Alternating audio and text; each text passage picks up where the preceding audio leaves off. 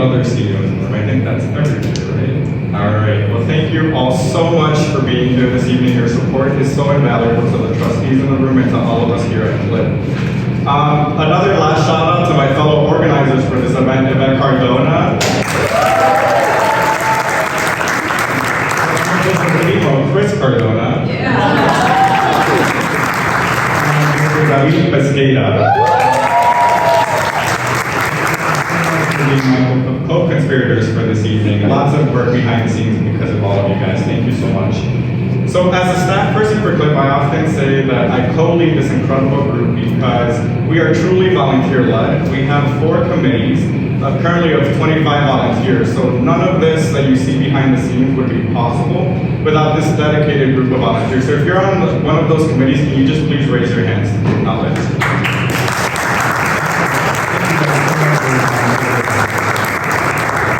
Brief history about CLIP. Since our founding in 1986, we've grown into a tremendous professional network that includes grant makers, but we've expanded beyond grant makers. We've now included trustees and individual donors throughout the Chicagoland area.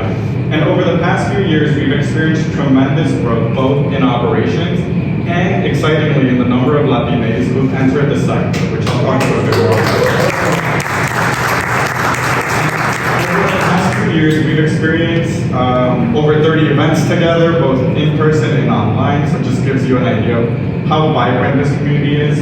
And we're so proud to boast over 140 Latinas who are part of CLIP and Foundation, which is a big deal when you reflect back to a decade ago and you can count all of the Latinas in foundations on one hand. So the field as a whole has made tremendous progress in diversifying the sector, but we're also proud in welcoming all of those Latinas in philanthropy to part of CLIP, who also joined the mission that we're now part of. And with that exciting momentum, as we've shouted out a few people in the room, we've also made tremendous progress with CEOs. So we now boast 9 Latina Foundation CEOs.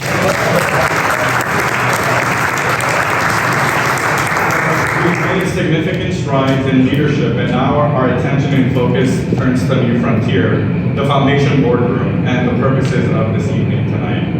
And this historic evening has been a long time coming for CLIP, for the founders of CLIP, and it is one of our key advocacy goals to diversify the field.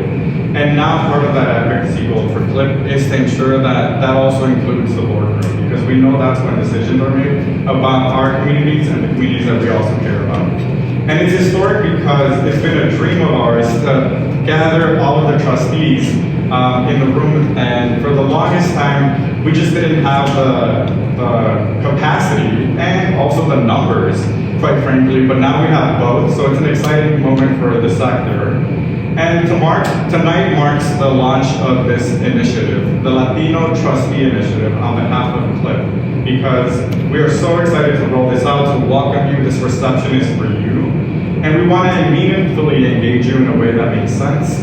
So we'll be reaching out to you individually to get an idea of what kind of program you would like to be part of CLIP. How can we make this relevant to your needs? So take this as our extension and our welcoming hand to this community. And to the trustees here tonight, it is our goal to make sure that we champion your work, that you feel well supported, that you're not alone, and that CLIP is part of the familia that you now call home. So thank you for trailblazing in the boardrooms, and on behalf of CLIP, congratulations and thank you and welcome to the CLIP familia.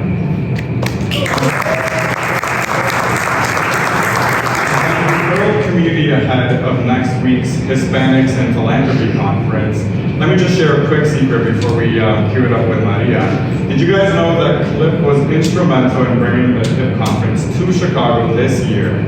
And let me just share context as to why. They kept seeing us show up in droves in Miami. Last year we went to San Francisco, and all the plenaries where we had Chicago representation, the woo was loud, and we rolled in a nice little posse. So after the San Francisco, they said, okay, we can't ignore the Chicago folks, so we have to host it in Chicago. So we're so excited to be bringing that national conference right here in our backyard and to showcase all of the exciting momentum happening in our sector to our national partners. And Maria will talk a little bit more about what that means and what's to come with the conference. But before we turn the floor to Maria, I just want to give you a quick agenda for tonight. So after Maria shares information about HIP, then we'll turn into the discussion with our panelists, with Yvette Cardona, and then Chris Cardona will bring it home.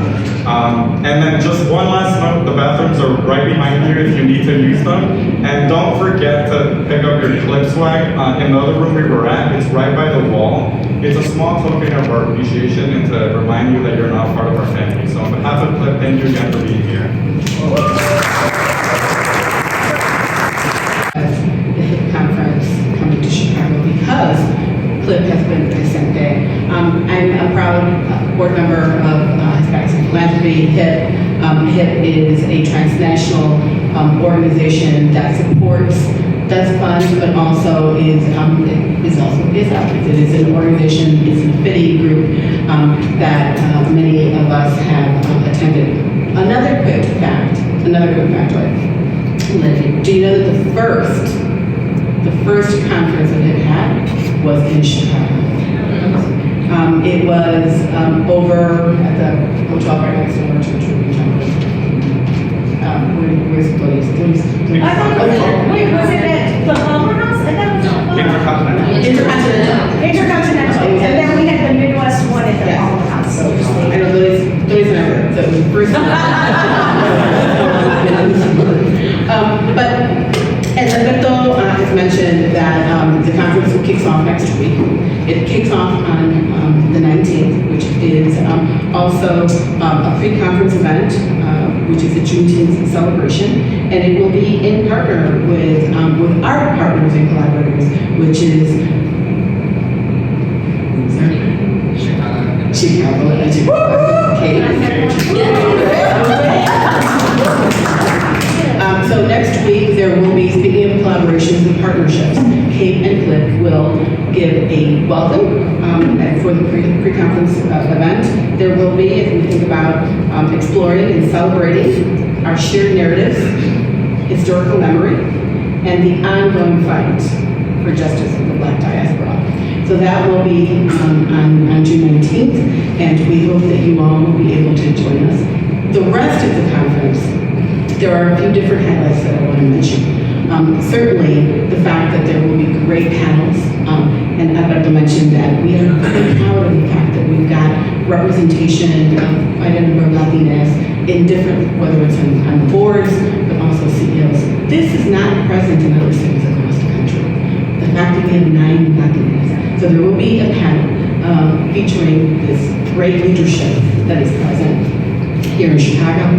There will also be another really great opportunity to highlight El Corazon during the Corazon Luncheon. That is on Thursday, where my viejo, as one of the founders of CLIP, will be honored that evening. And so I know it's kind of, people should not, it's a secret. It will be featured in the but I just wanted you all to know that that is happening, and it is certainly, as we think about CLIP and the impact that CLIP has had in the sector, not just here locally, but nationally. And that Alberto gets lots of calls from folks wanting to know how to do this work across the country. So thank you, Alberto, for doing that. Thank you all for the work that you're doing on a day-to-day as volunteers in the communities and the work that you are representing. I am really quite honored to be here on behalf of the Hispanics in Philanthropy, but as you know, on my day job, I am part of the Health and Communities Foundation, and we're part of 3 board members. There was one who was here earlier, 2 that were out of town. Amadero was just here, she just walked away, but she wanted to make sure to remind folks that Health and Communities Foundation is very proud of being a member and supporter of CLIP. So that was all I had to say. But with that,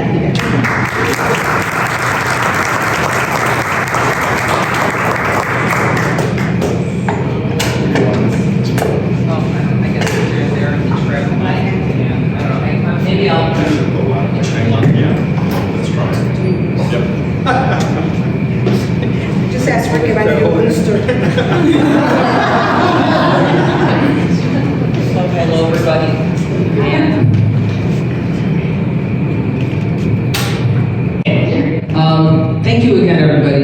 really wonderful to be sitting up here and seeing everybody now. And I have a couple of just quick thank yous that I want to do.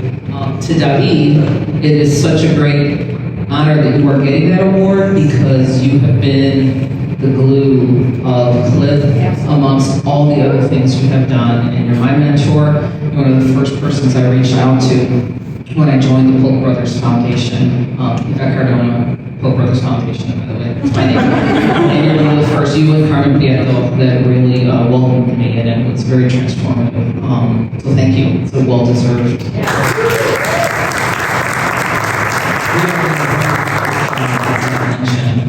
And thank you to all the CEOs that are here. We worked through you to get to finding out, who the trustees are. I mean, we know that you can't just assume what a Latine looks like. You can't assume what their last name is spelled, meaning that they're Latine, and yet that identity and sort of acknowledging that and owning that is really important. And this type of program has been in the works for years. I think David's been walking like 6 inches off the ground since we started planning this. And for the trustees here, you have no idea probably the power that you have and the importance you have to CLIP for the role that you play, and that's what we want to unpack today. And so also I want to shout out to Sharon Bush because CAPE, Chicago African Americans in Philanthropy, our partner organization, modeled how to do a lot of this programming. I've been to a lot of CAPE events and that, and I'm like, I want something like that, big and that. So thank you. I'm glad you were here and that. So thank you to the trustees. Let's name who's here. Doris Solomon, Westwood Futuro Steering Committee member, and Cortez Albert Pick Jr. Fund, right here. Maria Pesquera, right? Of course, yes. And Dr. Teresa Cordova, Grand Victoria Foundation. Albert Morales, of course, Albert Pick Jr. Fund, so glad they chose you. Amy Philippan, Blowitz Ridgeway. And Esther Nieves, here, Blowitz Ridgeway. So proud, Roberto Herencia, Polk Brothers Foundation. And of course, Rick Estrada. Rick is on the Grand Victoria Foundation Board, A Better Chicago, Exelon, Terror Museum. A space on the name tag. It's pretty amazing. I had no idea that many. Chancellor Juan Salgado, MacArthur Foundation.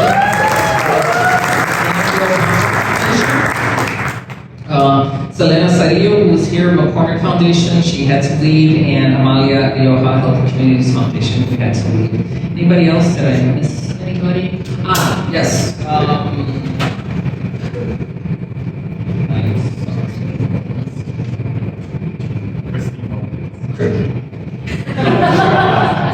want to get the name right. Christine Lopez, right, with the College of Lake County Foundation.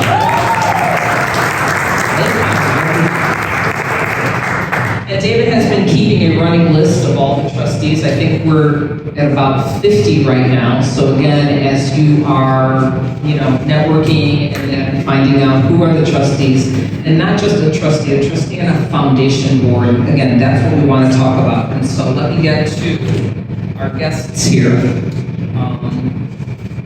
We also have a whole slew of Westwood Futuro folks. There's another like 15, right, that Doris you are representing. And you're on, are you the butcher of that? Yes, you are. Yes, you are. They follow the steps.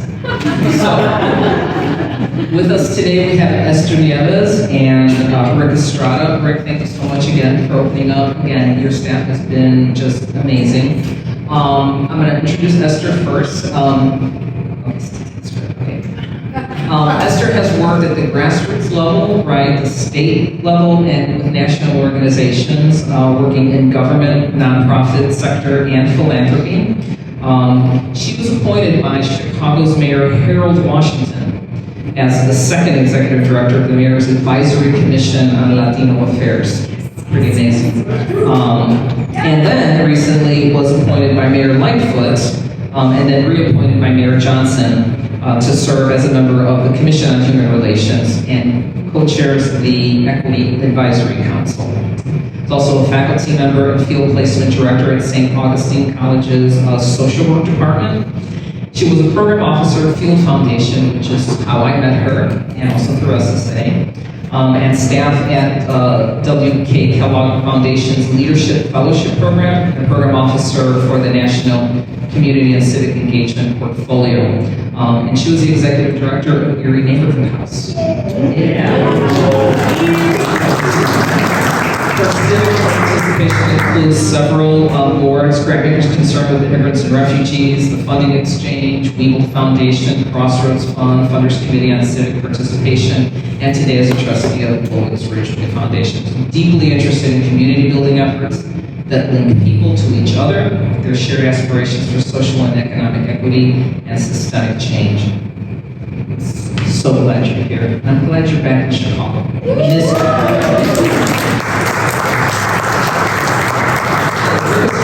So Rick is the CEO here. He's been here since 2011, right, and has helped the agency more than quadruple their revenue, right, in the families that they serve. Rick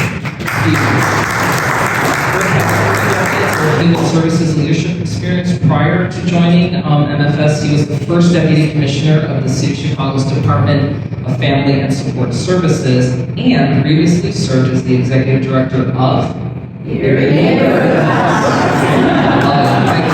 I gotta bring these two together. He serves on the board of Common, Metro, Grand Victoria Foundation, Exelon Foundation, A Better Chicago, and the Terra Foundation for American Art. He's also former board chair of Woods Fund. He has been honored as a Marshall Memorial Fellow and has been recognized as a Leadership Greater Chicago Distinguished Fellow.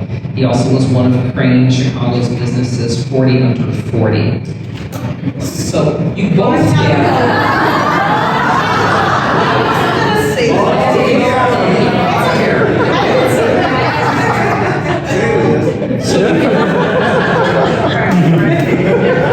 So Rick got your MBA, you got your MBA from UIC, and Esther, you got your bachelor's at Loyola. And you're both alums of the University of Chicago's Crown School of Social Work and Policy and Public Practice. Shout out for SSA folks. Just a coincidence, just a coincidence. Let's get to the questions. So Esther and Rick, so you both have played several important leadership roles in various sectors, right? Operating nonprofits, government, foundations. What was different about taking on the role of trustee of a private independent foundation? So I want you wearing that hat tonight as a trustee. What was different about that? And maybe what additional responsibility came with that, being that you are also Latine?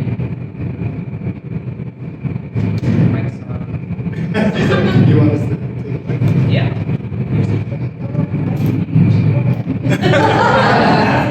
So, Esther is the one person in my life I call Hefa. She's the boss. So whatever the boss says, that's what I'll do. So, the question is, what is different? Yeah, what was different about taking on the role of trustee of a private foundation? I mean, you've been board members of other nonprofits, but I think of a foundation, there's something different about that. There's a lot of power there, right? Yeah, well, here's my thing. This foundation board is the Blue Foundation, it's the Blue Fund. It's Hermoniana's. Oh, yeah. Right? So she has to serve on that, and the reality is, it's just clear not eating. So that's like probably not good practice. Then the next one was over at the Woods Fund, and that's, and I realized a couple of things. One, hopefully I'm not going to insult anybody here today, but when you look behind the curtain of the foundation world, because again, as a relatively young professional, at the time, I'm like, I just thought, not that it's not true, but that foundation people were like the smartest people in the world. Everything, policy, practice, all that stuff. And I'm like intimidated by all of them. Then I joined That's what I do directly. And then I joined the foundation and I realized, man, what a mess. And to answer your question more directly, in terms of governance, nothing's in terms of governance, nothing's it's all the same issues with staff, etc. In terms of perception, however, all of a sudden you're perceived differently. You know, I got taller, I got better looking, my hair started coming back out. And people wanted to, maybe, I don't even think it was LinkedIn at the time, but whatever it was, people were trying to connect. And so that was different. And so I realized there's some responsibility here that is different. To your question. And you added the being a Latine pronouns again. Well, certainly there was some differences as well because at Woods I wasn't the only Latino. Julie Garcia was on the board with me. And so I got to kind of hang out with him, learn from him along the way. So I wasn't the only one. And I had good tutelage, if you will, from the other board members. In my class was Amina Dickerson, and so I learned a ton from Amina. I just kind of hanging out with Amina, and like she's like a walking dictionary, encyclopedia that just as well. So one, it was a learning experience. Two, it was kind of removing the curtain veil and also realizing that there's a responsibility. And I wasn't shy. It wasn't afraid to kind of speak on behalf of all communities, not to the exclusion of any, but certainly I wasn't shy about it. So I'll leave it there. So I understand why you were first. But before I start my comments, I want to acknowledge, I know we've said it a lot, but Piscata is a giant in my life.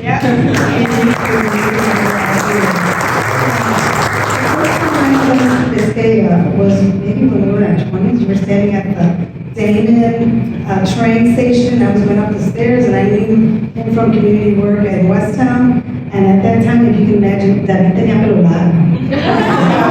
Real curly. And real curly, yeah. So, the reason why this room is full and packed with various voices is because David took the hard work from his career and life, so they were very loved. The second person I want to acknowledge is my sister from another mister, Serena Moy, who's the executive director of the Lowest Ridgeway Foundation.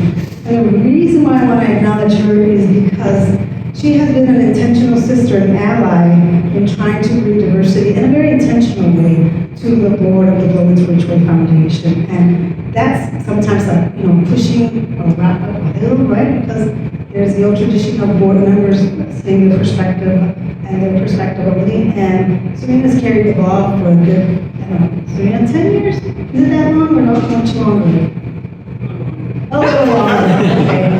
10 plus more. So I want to acknowledge the fact that Serena is an ally, and I work in that space of allyship, right? Much like you said, it's not at the expense of another community. It's about a fair parity for everyone, right? Or stretch for all of us. There's enough for us to share. Even though 1% might say that there's not, but there is plenty to share. And I want to acknowledge the fact that Angel is a new board member because of Serena and because of the Lowest Ridgeway board, and I'm so excited because there are days when I'm ready to hang up my champagnes. So, my observations about serving on the board, and I've had a good opportunity to serve on various philanthropic boards, is that somebody said the word imposter, right? When you're younger, you almost feel like an imposter maybe because you don't know the nuances of how this community thinks and works. And we've been, we're a community that, I don't know about you, but when one of us got sick, all of us went to the hospital, right? We were intentional about photos and walking together. The Latino community's like that, right? But we don't have people that tell us about the nuances or the ethos of how philanthropic nuances are in the United States and in this country. And it's a fairly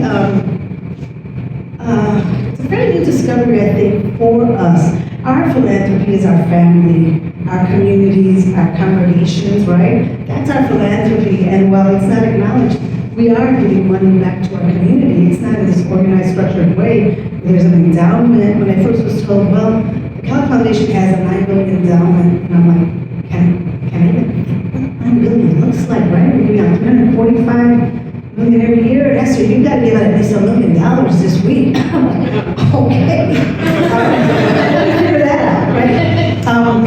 But I think the sense of your journey as a person has to be in line with the values that you bring to the table as a trustee. We're not only, people, I joke about this, people with natural tans that are invited to rooms where there might not be other people with natural tans, but that we are being invited because of that. And so we have to articulate that kind of commitment, one way or the other, in a way that is advantageous for our community, but not at the expense of other communities. And so I believe in that approach that is very much grounded in understanding what are the needs of the entire, the underrepresented, the under-resourced, and where is it that we can find some common ground. And that's been something that I've always thought about because of the way that I've looked at philanthropy. The history of it is that, wealthy people want to create their way of allocating their dollars and, getting away with the tax man. In my perspective, I feel the enormous responsibility of using every dollar that is placed before me in a way that maximizes the quality of life of people that are the target of the Latine Trustees Foundation. So I feel the enormous responsibility. You've answered so many questions, like just what you're saying. So now I have to figure out what I'm going to ask you next. So what are some of the amazing moments that you've experienced as a trustee, or some aha moments? And you kind of alluded a little bit to pulling back the curtain, but tell us a story of something that you remember.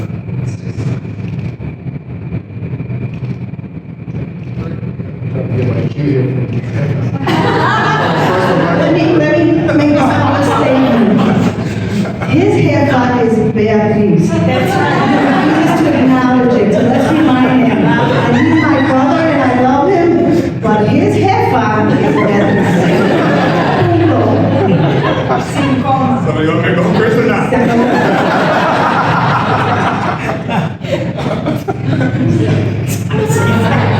We're unruly. Aha moments or just these great moments. So when we had the opportunity at Woodstock to bring to Chicago the Racial Community Transformation Program, at the time there's probably, and still today probably should know more important to do. At the time, I can tell you that the rest of the trustees didn't want to do it. And Grace and I were looking at each other, Grace Hope and I were looking at each other, you don't get it. So we went out and we kind of split the board up and said, we have those four and I have those five, and we need to lobby and convince them to bring that $1 million plus to Chicago. And we eventually, it didn't take a lot actually, but we did convince them and we brought the work over, and then implementing the work in the way that we did, inclusive way that we did, I think is one of those moments that was a great opportunity. At the Legal Foundation, I recall that we were doing some grant making. We were doing grants in the area of affordable housing. And at that time, CHA was facing some significant issues in slaying, what happened after that, the displacement of people from the Caribbean Green area. And there was an intentional conversation at the board level that affordable housing was critical for people to be able to stay in Chicago. And we're talking about, again, people with natural tans, black, brown, because of the affordability of even the scale of wealth that was sitting in that land in Lincoln Park, right? And that's what, unfortunately, what happened at the tail end as we were advocating renting dollars, we were able to get concessions to ensure that some of the families were able to stay in the area and that there would be some affordable housing for them to go to. Obviously, the more long-term affordable housing fight in Chicago is still a challenge, but there were some minor victories, and I think that the Legal Foundation's moral compass to be intentional about trying to make sure that the others were represented when all these financial decisions were being made, and just people's lives were being disrupted, that this foundation decided to say how affordable housing is important, and we're going to stand with the people that need to be transition into some other housing so that they can at least stay in the city.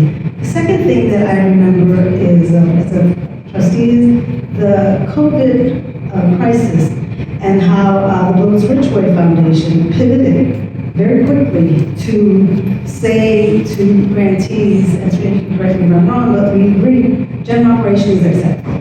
We're not asking you for a project, we're not asking you for a program. This is a crisis that has never occurred unless you go down in 1917 for the Spanish, crisis, Spanish flu. But we took that step in a very intentional way, and we also reduced the amount of paperwork and reports that were needed from our agencies, who were the frontline organizations, dealing with the homeless, dealing with the people dying, dealing with healthcare, dealing with the free clinics that were open because people had nowhere else to go. And the other thing that we did was we eliminated a committee. Remember the committee we eliminated? We had a committee, I was on it, and a couple of others, that we reviewed the grants and reviewed the fact that this agency came in and they were their first year and reviewed and approved and signed off and all that. We got to a point where some of us had, midnight epiphanies and said, wait a minute, we have to make it easier for organizations that are in frontline work with the most desperate situations to be able to do their work, right? To, reporting and all these ABCD. So we eliminated some of the structural barriers that our own foundation has. So we acknowledged that and moved forward, and now it's part of our culture. And there's always a duality to what we do as people of color. I think that our personal and professional lives often blend. And so talking about this moment in philanthropy, in sort of post-COVID, post-George Floyd world, I mean, what are you seeing in terms of this kind of racial reckoning that is happening in philanthropy now? That there's a lot of talk about it, articles about it, what are we going to do? What is philanthropy doing, and can it do, continue to do? Yeah, second proud moment for me is the Philanthropy Foundation talking about not what we can do, but thinking about black abundance, thinking about this in a different way.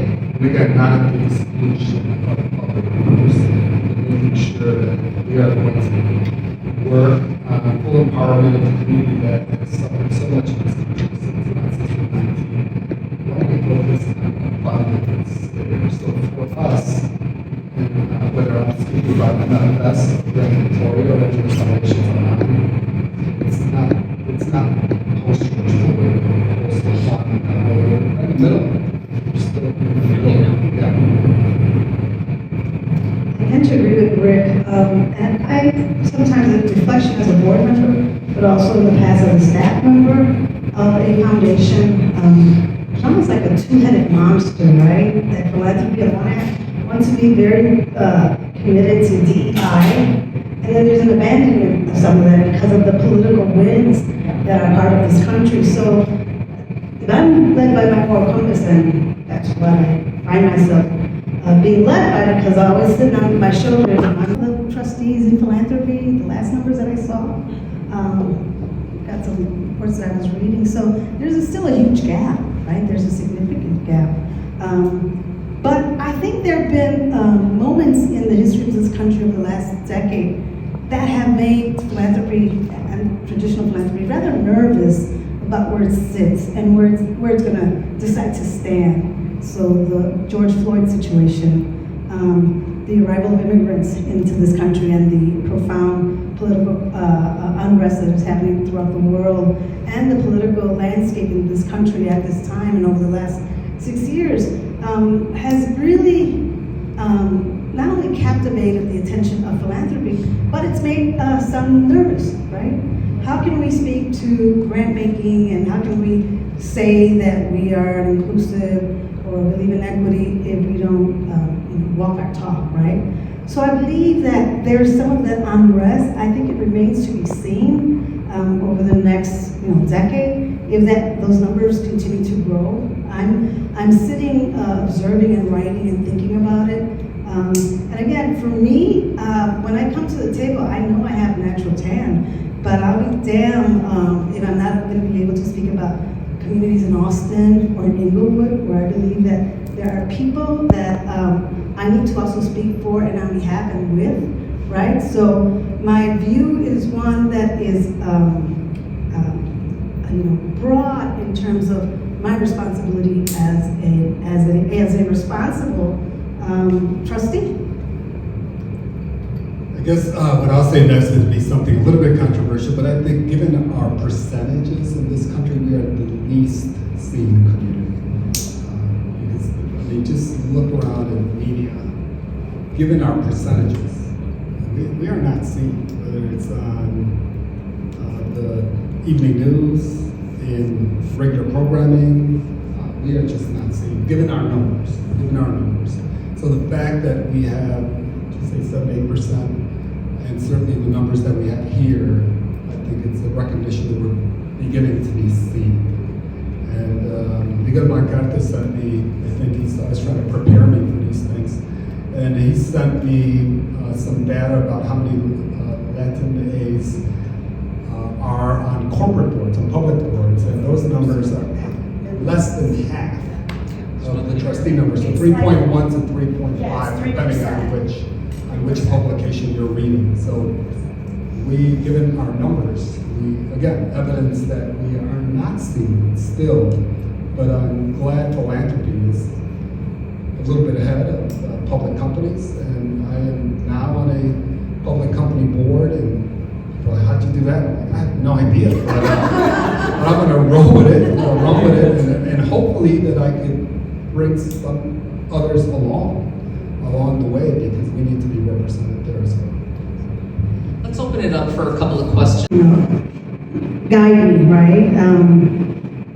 And I've been at different boards. The Crossroads Fund is a fairly progressive foundation here in Chicago, so they would be very much committed to, that's burn the building, right? On the other hand, the Devil K. Cowley Foundation would say, what are you thinking about? There's a diversity of strategies that foundations have. So for me, as sometimes a lone voice, it is about finding allies on that board. And I really say that creating those relationships are intentional. I remember one time that somebody was telling me somewhere in Nicaragua, I was in the middle doing something, and we were talking about the war that was happening in the 80s, right? And there was a UN negotiator trying to bring this general from the Contras together with the general from the Somoza, from the government to negotiate. And he put them in a room, and they were there for hours and hours and hours, and they had to come up with one resolution or something because the UN was pressing on this. And what they came out with was that they found that both of them had a son who had the same illness, right? Interestingly enough, and that provoked a deeper relationship. So for me, it sounds hokey, but board members have interests, have peccadillos, if you will. But for me, it's how do I create allyship beyond the fact that they see me as a Latina voice? Yeah. Everything else is said, and I'm going to warn you, I'm going to curse in a second. Just you're not shocked. It's our place, right? It's your place. So one, you embrace it. You have to embrace it. And secondly, I think over the course of all these years and through Esther's mentorship, many of you, David, thank you, and many others, but you have some stature. So I was having a conversation with somebody you all know very well who's not here, and I was telling him about this situation and how should I present this? What are you going to do about this? And he looked at me and he said, bro, you're fucking Rick Estrada.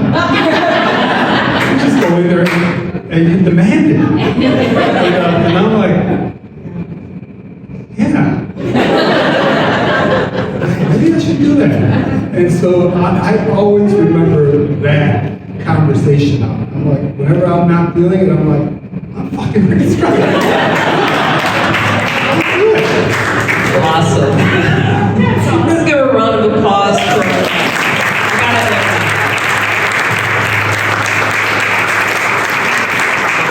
Thank you for your candor, your honesty, your vulnerability. I want to turn it over to Chris, and again, for every trustee who is here, thank you for making the time. You could be at a lot of places. Thank you for being here tonight. We're hoping that this is kicking off a series of conversations that we could have about what we do with that power that we've been given. So we look forward to that. History and experience and knowledge and struggle, right, and community that are represented in that. That is not something that you see every day, and yet looking around this room, that's in each of us. We're all part of that, part of generations of hopefulness and struggle to make this country, this world, inclusive, multiracial democracy that we all know that our communities need and deserve. So to see this moment in that longer generational struggle just gives me so much hopefulness. And listening to these trustees and to Yvette, those key moments that you all talked about were about advocacy for our communities that is about allyship with other communities, and that's about sustainable community change, right? That's the objective, and that's what's been aligned, that values compass. And then the creativity that folks showed in the boardroom at different points, whether it's about resourcing Black abundance, or responding to COVID, or creative solutions to housing. That's what people with the kinds of backgrounds and experiences can bring to the table and help foundations catalyze, live up to the potential that we have. But we also heard none of them do it alone. They're all part of a community. So looking around this room, we are that community, that beloved community that can help each of us in our roles in these foundations that we have the privilege and the responsibility to be a part of. And as Alberto was saying at the beginning, this is an expansion of the CLIP community to encompass those important roles of trustees. And as we grow, let's stay in community together, hold each other up, lift each other up, and help each other get up to that good trouble and find those creative solutions that we heard so much about tonight. So Yvette, Esther, Rick, Alberto, everyone involved, thank you all so much. We just went to church. So let's eat.